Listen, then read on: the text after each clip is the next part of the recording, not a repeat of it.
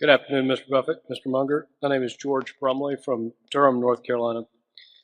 We often consider evaluating companies in the context of Michael Porter's model of position relative to competitors, customers, suppliers, substitute products.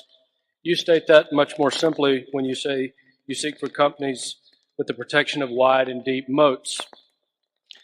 To complete the valuation of a company, we all seek to choose the appropriate future cash flow coupons.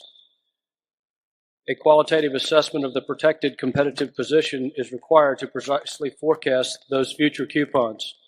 In your opinion, are the dynamic changes in the nature of competition, distribution systems, technology, and even changes in customers making it more difficult to accurately forecast those future cash flow coupons? Are good protected businesses going to be more rare going forward than they have been in the past? And if so, does that make the few that do exist more valuable? Well, you've really described the investment process well. I can't see from here, but which George are you? Are you are you Fred's brother-in-law, or are you one generation down? George the Third. My father is here as well. Okay, good. The questions you ask are right on the mark, and we do think. To the extent I understand what or read what Porter has written, we think alike, basically, in terms of businesses, and we do call it a moat, and he makes it all into a book. But that's the difference between the businesses we're in. And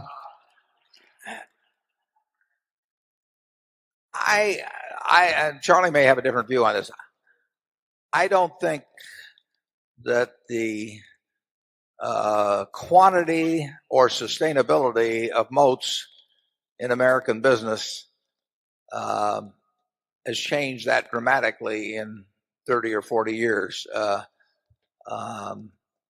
Now, you can say that Sears and General Motors and people like that thought there were some very wide moats around their businesses, and it turned out otherwise when, in the case of Sears, Walmart, for example, came along. But I think the businesses we think about, I think the moats that I see now seem as sustainable to me as the moats that I saw 30 years ago. But I think there are many businesses, industries, where it's very hard to evaluate moats. Those are the businesses of rapid change.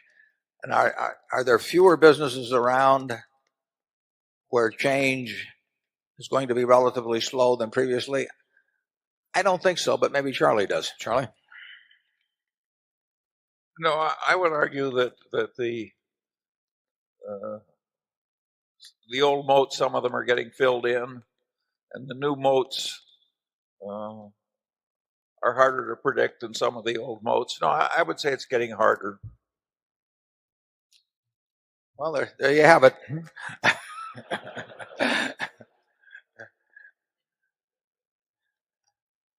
Unanimity at Berkshire. Okay.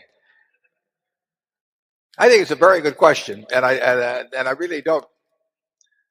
Charlie may be right. I may be right. I think it's a very tough one to figure. But regardless of whether there are fewer or that harder to find, that's still what we're trying to do at Berkshire. I mean that is what it's all about. Our instructions to our managers. We don't have budgets, and we don't have all kinds of reporting systems or anything else. But we do tell them to try and not only protect, but enlarge the moat. And if you enlarge the moat, everything else follows.